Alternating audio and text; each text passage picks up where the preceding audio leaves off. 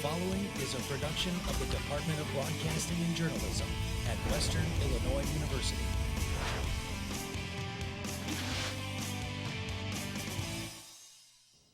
Tonight on Live at 4, heavy rains and severe storms pounding the Midwest over the weekend, resulting in widespread flooding. How the affected communities are responding following the extreme weather. And as talks about a new potential middle school facility in Macomb continue, we'll tell you what new, more affordable resource the city could use to receive funding for the project. And it was another fantastic weekend for a local child battling cancer. Find out which star MLB player he got to spend the day with later on in sports. Live at 4 starts now. Live from Salee Hall in high definition. News 3 starts now. And wild weather all across the Midwest over the weekend, leading to flooding in numerous areas, including right here in McDonough County. Good afternoon and welcome to Live at 4. Estimates say that we saw over just 3 inches of rain during that event. As a result, numerous roads around the county have been washed out. This is what North 700th Road in McDonough County looked like yesterday afternoon. This is a section between East 2000 and East 2100th roads. McDonough County Sheriff Rick Van Brooker warned residents in the area to be cautious of water on the roadways, especially near creeks and bridges. He also tells people not to attempt to drive through the water and instead find a different route. Now we're going to send it over to Chief Meteorologist Devin Biggs in the Storm Team 3 Weather Center. Devin, what can we expect moving forward? Well, we got more rain on the way, unfortunately, and I'll show you when coming up. But here are some rainfall totals that we saw earlier this week over the 4-day rain event, April 26th to April 30th. Basically, the farther north you went, the less we got. The farther south you went, the more we got. Galesburg just around 2 inches. Macomb just a little over 3 inches. But look at Quincy, almost 5 inches of rain in the span of 4 days. That is a lot of rain, and a lot of that came over in a short period of time. So flooding, I'm sure, was an issue. There were a lot of flash flood warnings issued across the region. It was hard to find a county not in a flash flood warning across the region. So our rainfall totals map basically around our region, overall 1 to 2 inches, with the farther south you got with 3 to 5 inches, even some 6 inches totals in the southern part of Missouri. And in fact, right here at home, all nice and calm now, thanks to a high pressure system, that is in the region. In fact, the Calmer River is at 21.6 feet with flush gauge at 20 feet, and it is now on its way back down. So coming up, I will let you know when more rain could be on the way and a warm up on the way. But first, Emily and Redrick, back to you. Thank you very much, Devin. And we know what it looked like from down here, but now we're getting a look from space at the severe weather system that moved across the U.S. NASA released these satellite images that showed strong storms moving across central states heading toward the East Coast. The system generated heavy rainfall over the weekend, including tornadoes that killed 4 people in Texas. Additional fatalities and damages were reported in Arkansas, Missouri, Mississippi, Alabama, and Tennessee. Heavy rains and strong storms are now threatening about 80 million people from New York State down to Florida. And after those storms came through, widespread flooding ensued, prompting the closure of this section of Interstate 44 in St. Louis County.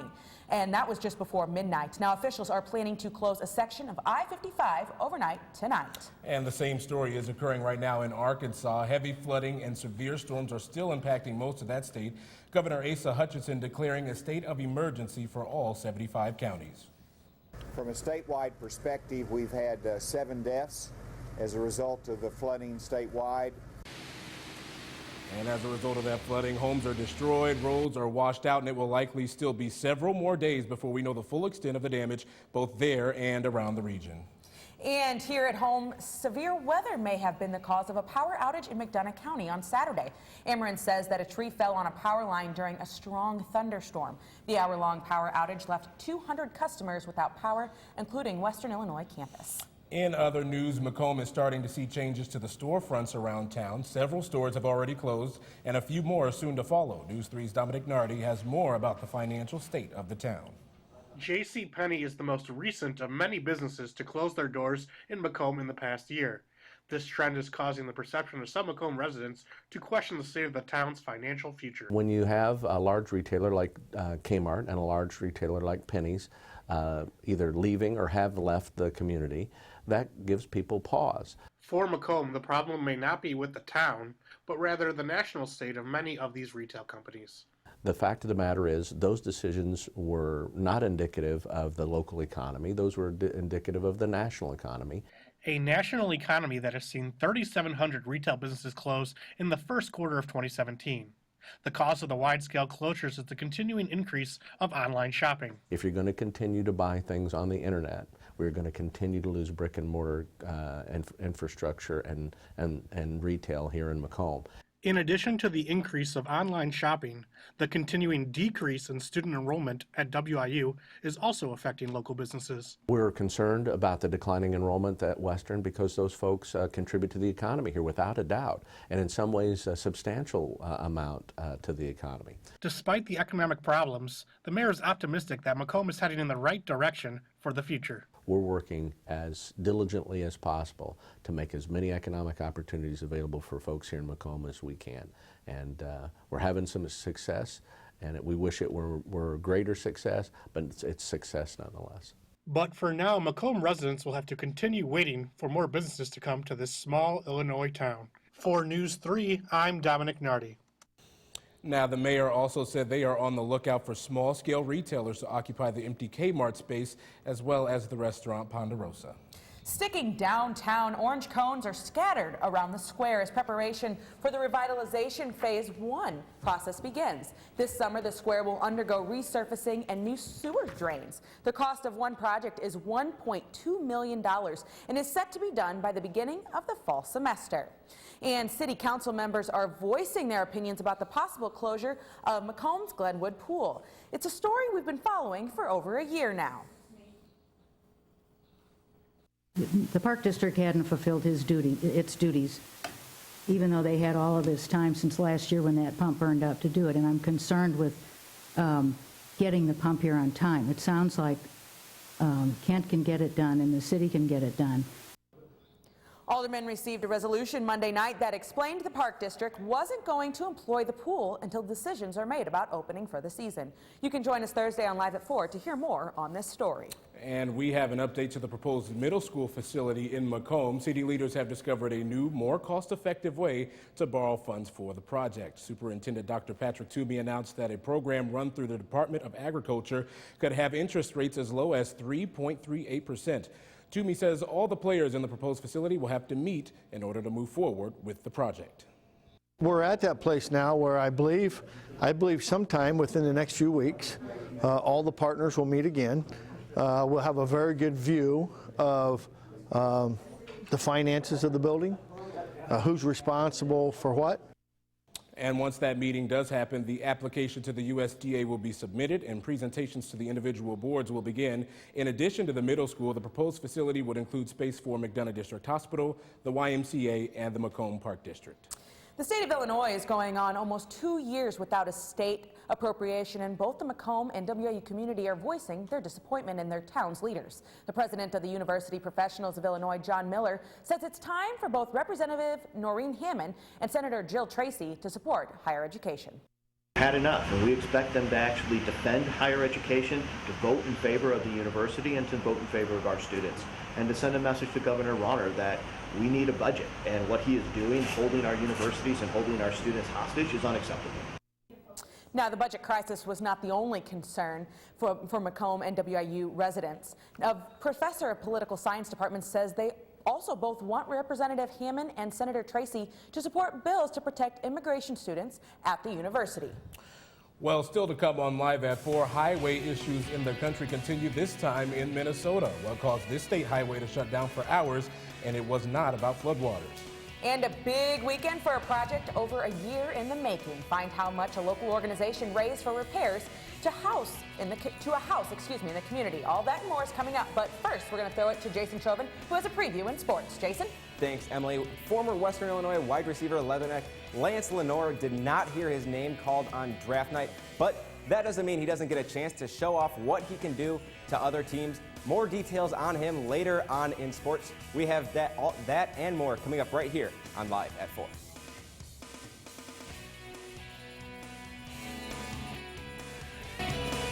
Live at 4 continues. Next step is HVAC, plumbing, and opportunities that I've been given here have just been amazing to expand on that resume. I try not to beat myself up on the mistakes I make because there's so many opportunities. Just giving that experience, and this is how I got to do things in the real world, is really what the broadcasting and journalism department has done for me. When you have a really good show and that everybody nailed it, I mean, that's one of the best feelings in the world.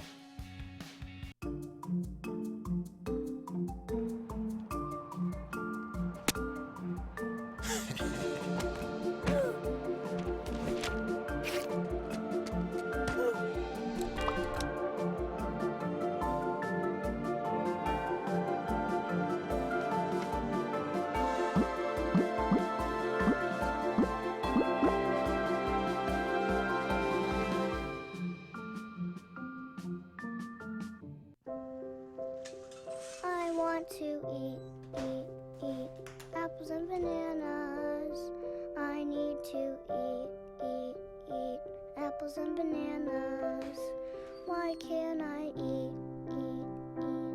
1 in 5 children struggles with hunger in America. Support the Feeding America nationwide network of food banks to help provide meals to those in need. Join us at feedingamerica.org. Garrett Covington chose Western Illinois University because of the law enforcement program and the chance to be a Leatherneck. Western has one of the best law enforcement programs in the nation, and I get to play the game I love. Whether I go pro or I go to law school, because of Western, I would take my success to another level. I am a success story. I am a Leatherneck. Think purple, think success. Think Western Illinois University. Live from Salee Hall in high definition. Live at 4 continues. And welcome back. A man is in custody after Macomb police responded to a call early this morning from a disturbed neighbor. 22-year-old Scott Simpson was arrested this morning after his neighbor claimed that he assaulted his pregnant wife. Macomb police say the neighbor called them and said he received a text from the victim saying to call the police. When those police arrived, Simpson was outside and appeared heavily intoxicated. The victim said Simpson threw her on the couch and began choking her after an argument between the two. Simpson said his wife was insulting his father, who was in prison, saying, quote, he was in prison for a good reason. Simpson was arrested and charged with 2 counts of battery, 1 count of aggravated battery for assaulting his wife, and 1 count of aggravated domestic battery since she was pregnant. Simpson is being held at McDonough County Jail. A court date has not been announced. Take a look at this. Corn. My goodness, quite a spill on a Minnesota highway this morning. Authorities say a semi-truck overturned in the town of Jordan, causing its entire load of corn to spill out. The corn ended up in the northbound lane of Highway 169, while the semi blocked the southbound lanes. There are reports of minor injuries. The accident led to both directions of the highway to be shut down to allow for cleanup and removal. Well, the end of the school year is almost here and graduation is less than 2 weeks away. Students can pick up their caps and gowns for the big day from now until graduation. WIU bookstore employee Odalis Parra says the prices for students receiving their bachelor's degree are $30 plus tax. Students can receive their cap and gowns at the bookstore without ordering them online. You can contact the WIU bookstore for more information. A local organization is working to build McDonough County's only family emergency shelter is months away from being completed. For more than a year, Genesis Garden has been working to fix up the house. Genesis Garden Director Will Wetzel says the organization raised $2,400 over the weekend to help complete final repairs on the Carroll Street home. Next step is HVAC, plumbing, and electrical, which all has to be done by professionals, so that should take. Hopefully we go out to get quotes by the 15th of May, and hopefully we accept and they're done by June. And then after that it's just hanging drywall, so hopefully by the beginning of next semester in August we're ready to open. Genesis Garden is also working with low-income families across McDonough County to help them access food and fresh vegetables. All right, coming up after the break on Live at 4, Chief Meteorologist Devin Dixon will weather today. They look at your 5-day forecast. Live at 4, we'll be back in a moment.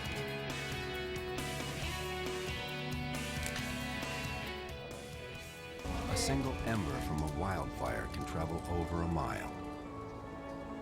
That ember can ignite and destroy your home or community. You can't control where that ember will land, only what happens before it does. Visit fireadapted.org to learn how you can help protect your community from wildfires. I think what I love most about NEWS3 is that we're really provided with a real-world experience. We're able to get hands-on work in news, and it's very similar to what you would find in a real newsroom, but everyone around here is really good about pushing you to be your best. NEWS3 has really taught me to believe in myself, and that if you work hard, you can achieve anything you want. News can sometimes be really tricky, and you have a lot of roadblocks. All of us hold each other to really high standards, and I think that really shows in our newscasts.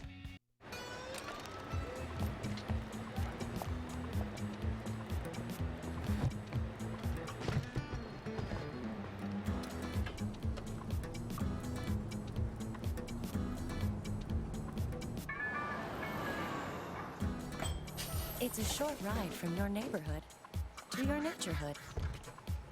To find a neighborhood park or green space near you, visit discovertheforest.org.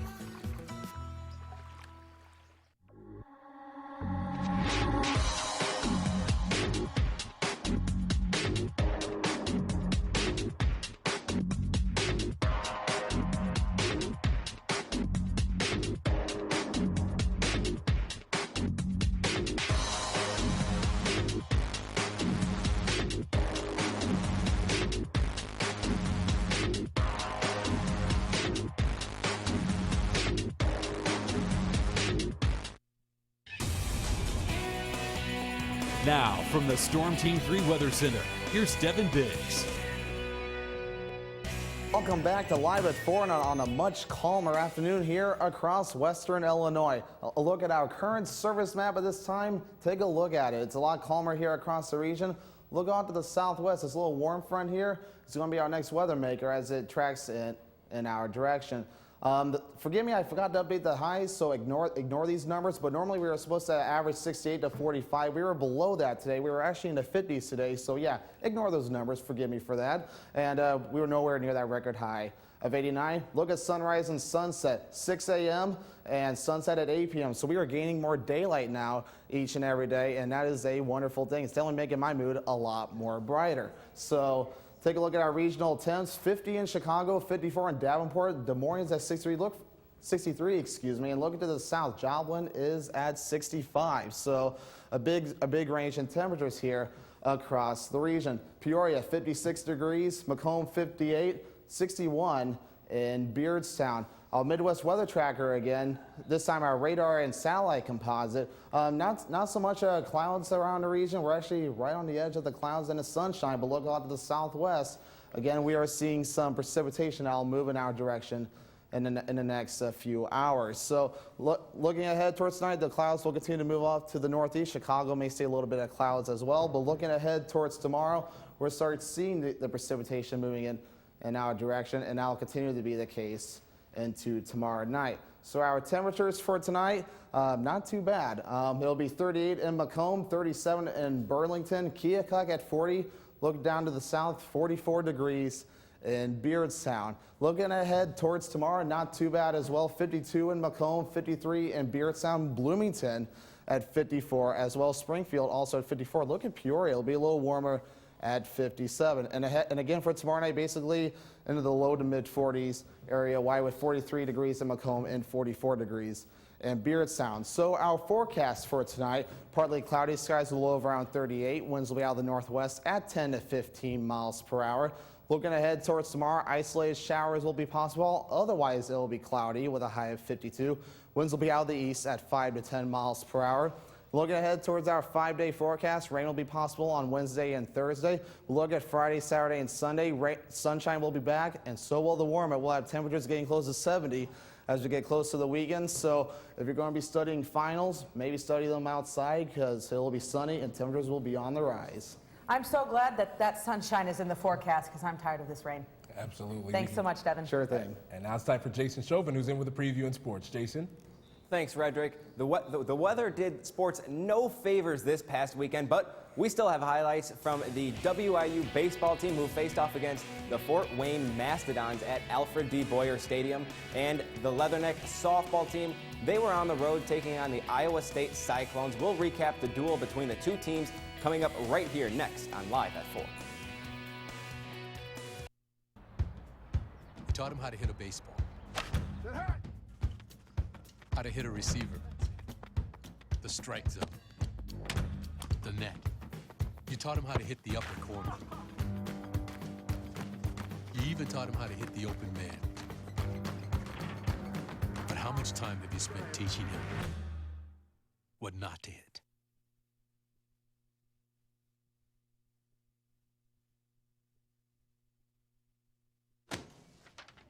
Hey, Hard, what's this? That's my resignation letter. You're resigning?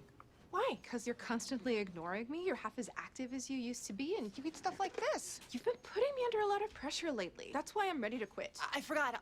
I'll do better. Please, don't quit on me. Okay, but remember, it's not what you say. It's what you do. Listen to your heart. Don't let it quit on you. Let's go for a walk. Uncontrolled high blood pressure could lead to a stroke, heart attack, or death. Get yours to a healthy range before it's too late. You make me wear my bike helmet. Taught me never to run with scissors. And to follow the swimming rules. You tell me to stay away from drugs. To always buckle my seatbelt. So why do you keep a loaded gun in your drawer? How safe is that? You asked them to follow some safety rules. Now they're asking you. In fact, they're counting on you. Never let your gun get into the wrong hands. Remember, always lock it up. Visit ncpc.org. My favorite thing about News 3 is you're constantly working with someone. If you're not going to work with someone, then your show's not going to go right. News 3 has really got me ready and prepared for the outside world. Traveling to do a tornado story, or if that even means traveling to Iowa to cover third graders, I get to work with some fantastic people. It wouldn't be the show that it was today without the production crew, without our anchors, without our talent. It's really a team effort, and I'm beyond blessed to be able to be here.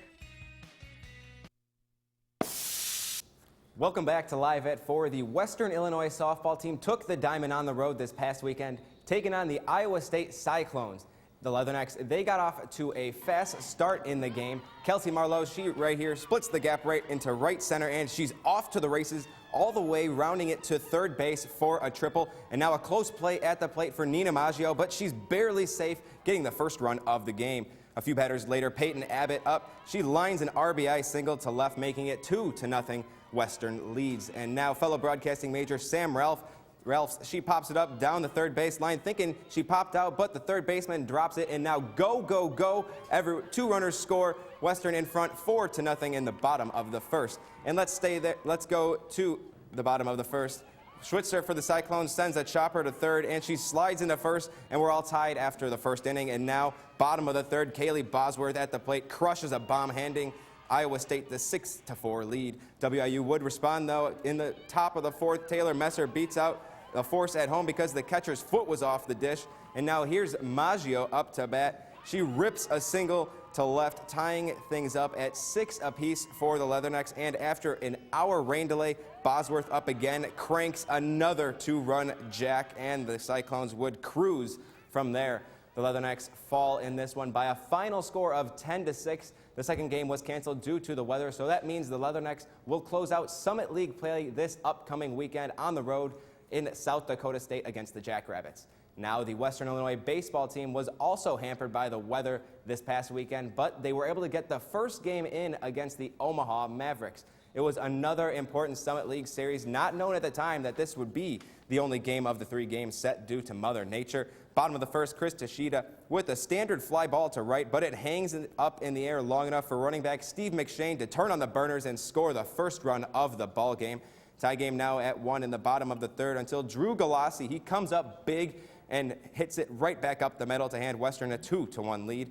Later in the inning now, Tashida is stepping up to plate again, and he delivers an RBI single to left field as Galassi walks and takes his time getting to the plate. Western up 3-1. And on the other side, Ian Cook, pitcher for the Leathernecks, he was rolling on the mound. Here's a strikeout looking. He lasted 6 2/3 innings in dominating fashion.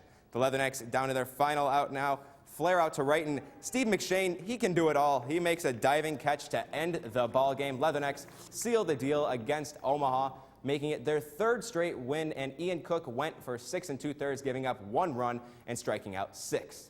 Now, let's talk some football. Former Leatherneck wide receiver Lance Lenore is in the news after not hearing his name called on draft night, but not all news was bad for Lenore. He was invited to the Chicago Bears post-draft rookie minicamp to show what he can do. During Lenore's 4 years at Western, he's played in 48 games with 47 starts. Lenore is the Leathernecks' all-time leader in multiple categories such as receptions, yards, touchdowns, 100-yard games, and consecutive games with a catch at 41.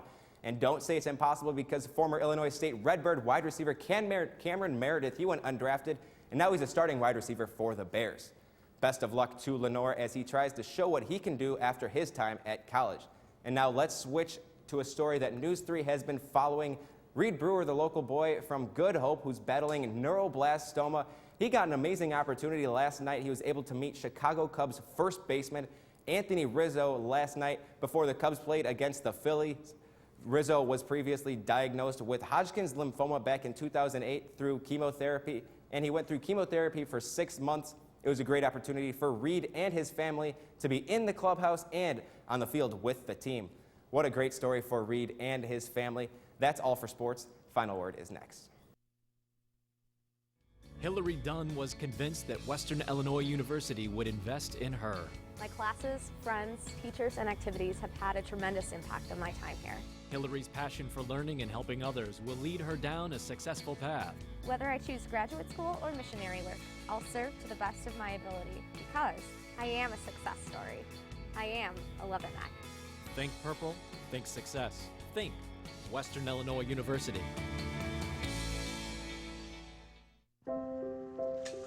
I want to eat apples and bananas. I need to eat apples and bananas. Why can't I eat? 1 in 5 children struggles with hunger in America. Support the Feeding America nationwide network of food banks to help provide meals to those in need. Join us at feedingamerica.org. I'd have to say it's just the fact that you can get involved right away. You walk in the door and you can learn all the equipment. And I've been able to anchor, I've been able to be a DJ on our student-run radio station here. I've been able to work any of the camera equipment and the audio equipment. The fact that you can get involved right away. Everybody's really friendly. They welcome you right when you walk in the door. And you report the news, but you can also have fun stories and hard news stories and conflicting stories, but yet you just get such a real-life experience here at News 3.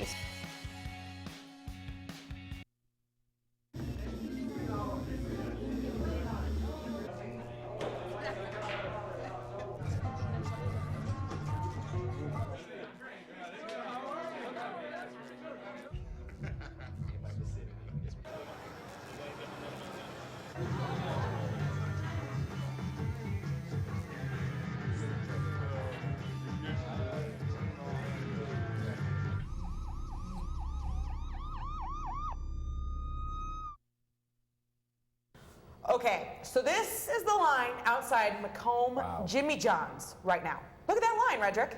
That is insane. Right now, it's dollar sub day at Jimmy John's, and a lot of people here in Macomb are taking full advantage of that right now. Look at that line. That's wrapping all the way around the store. That is a lot. That is crazy what people will do for a dollar sub, but they're good. It's also sunny out there too, which is perfect for dollar subs. I agree. You know, if those people are going to stand outside, Photog Dan Galloway is out there getting this video for us right now, and I know I told him, I said, once you're done getting that video, just go stand in that line yourself. I mean, if I was there, I would want a dollar sub too. I mean, are you going to buy for all of us now? Is that what the deal is? Okay, well, let's head it over to Devin before you talk me into anything else. Devin? Well, I did some research on our Almanac page, and in fact, I did find out that our high today was 59, so we were close to 60, and our low was 41, so I apologize for that error earlier, but our 5-day outlook, which I guarantee is pretty close, if not correct, will be showing rain on Wednesday and Thursday with highs in the low to mid 50s. But look at Friday, Saturday, and Sunday. Perfect studying weather with highs rallying up to around 70. I don't think I'm going to want to study with that weather because, you know, we haven't seen sun in forever. Poor Jason with sports. Right? The sports were suffering this past weekend, but it looks better for this weekend coming up. I agree. Absolutely. Okay, thanks, gentlemen. That's all for us today. You can stay up to date with us online all the time. Just search News3WIU.com. And from all of us here at News 3, have a good night, Macomb.